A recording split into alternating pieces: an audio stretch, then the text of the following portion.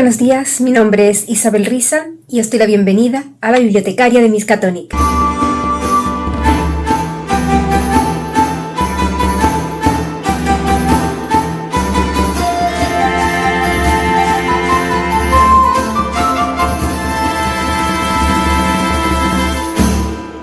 Buenos días, ratoncillos y ratoncillas, bienvenidos un lunes más al canal.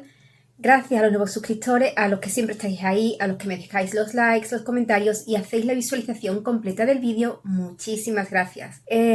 Vamos con el autor que traigo hoy. Hoy traigo a Ludwig Tieck, que nació en Berlín en 1773. Estudió historia, filología y literatura en las universidades de Halle, Gotinga y Erlangen.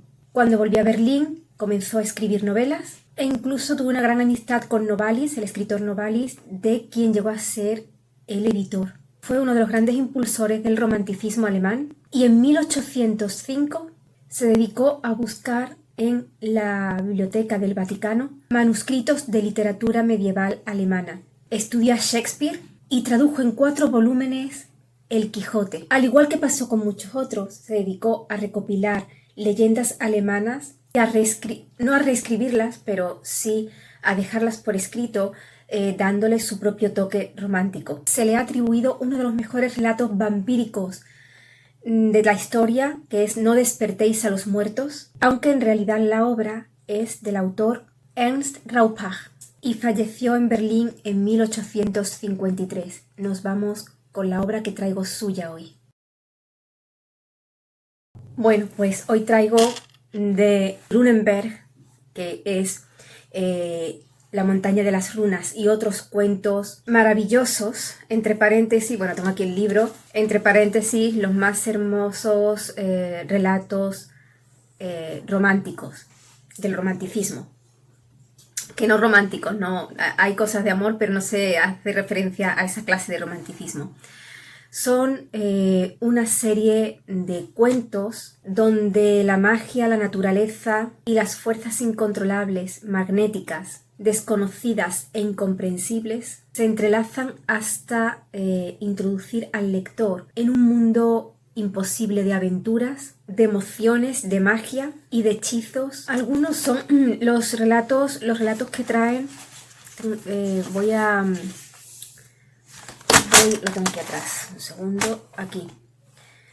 El rubio Egbert, que es una leyenda alemana. El fiel Eckhart y Tannhäuser. Juicio final. La maravillosa historia de Melusina. La montaña de las runas. Hechizo de amor. La historia de amor de Magelone y el duque Peter von Provence. Los elfos. El cáliz. Pietro von Abano, El espantapájaros y el viejo libro del viaje a ciegas.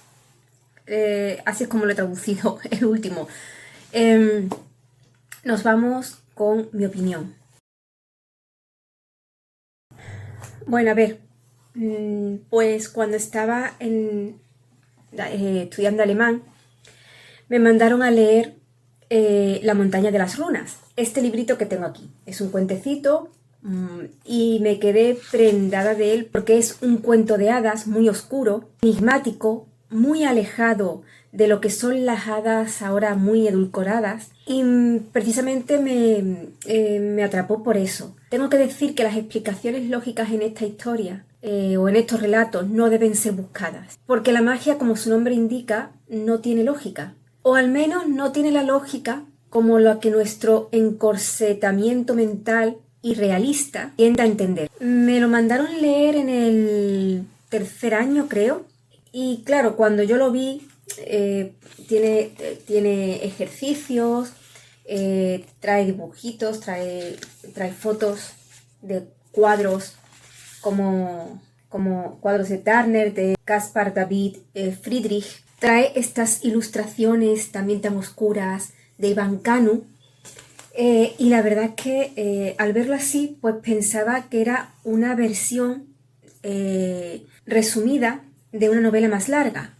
Y al cabo de los años he empezado a buscarla. Me ha costado mucho trabajo encontrarla, porque todo lo que encontraba eran cuentecitos así, de este tipo para los que están empezando a estudiar francés, a estudiar alemán, perdón. El problema fue que no me informé bien, porque si me hubiera informado bien, pues hubiera visto que no era, no está resumido, es que es un cuento, ¿eh? Pero como no busqué bien, pues al final encontré este.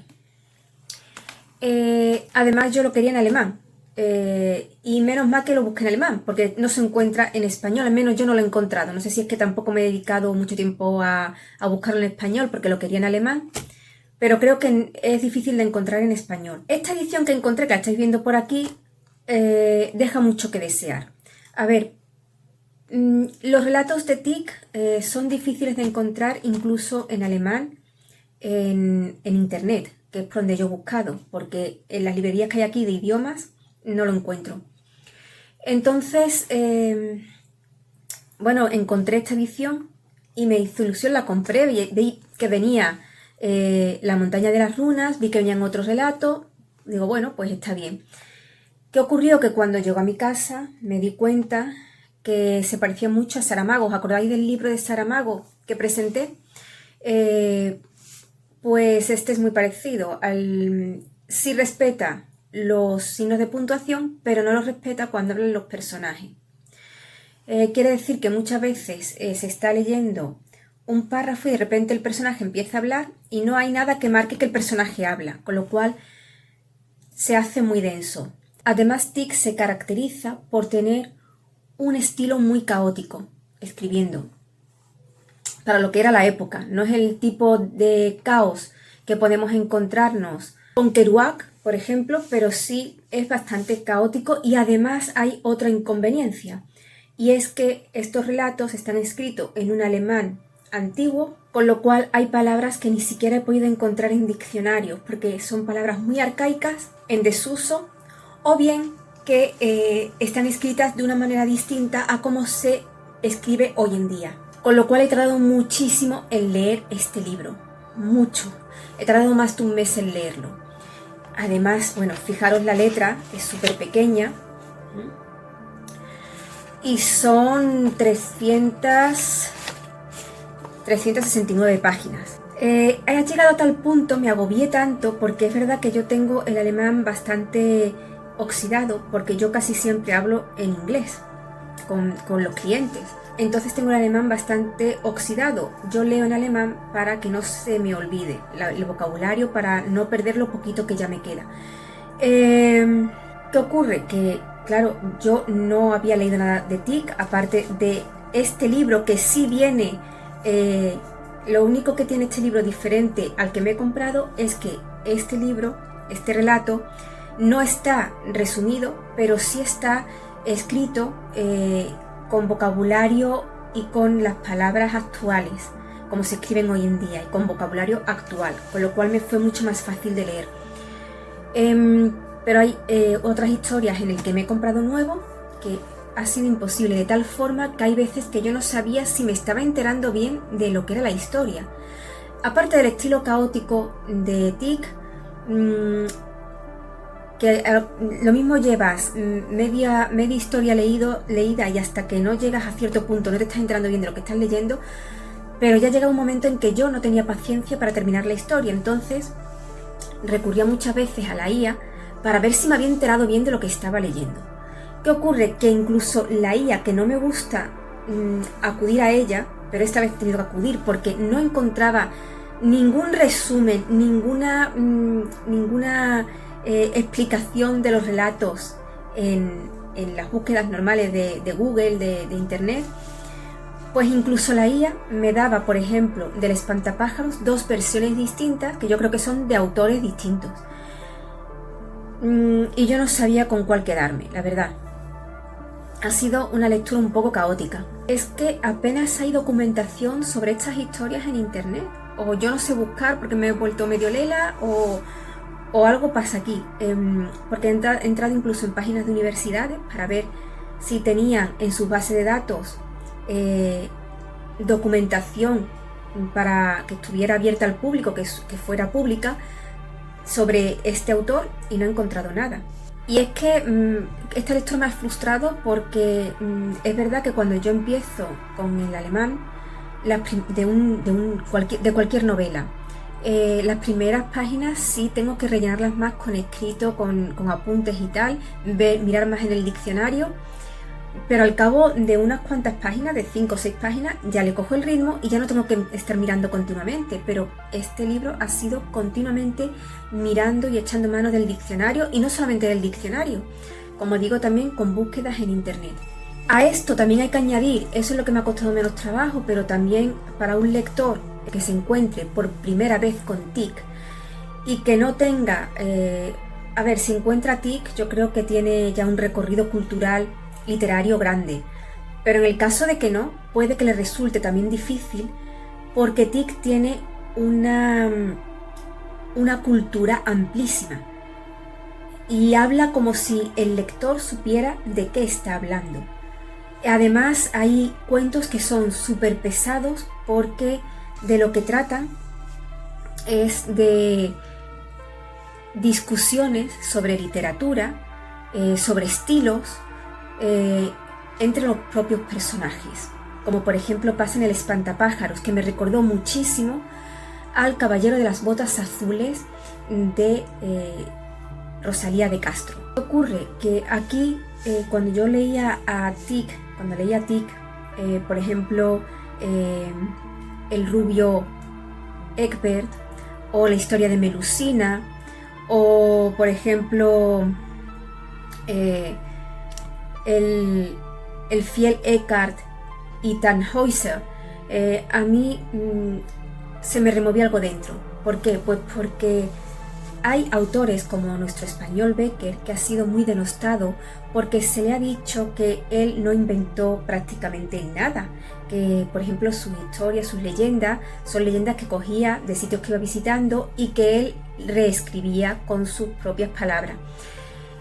Esto me da mucho coraje, como se dice aquí, porque se le ha denostado por eso, pero es que eso lo han hecho muchísimos autores, como por ejemplo TIC, con La historia de Melusina, como digo, que es una leyenda de hadas, o como por ejemplo los hermanos Grimm, que lo que hicieron fue recopilar cuentos de hadas y leyendas. Si estos autores, entre ellos Bécquer, no hubieran recopilado esas leyendas, o se hubieran perdido, o la gente que no viaja no se hubiera enterado de ellas.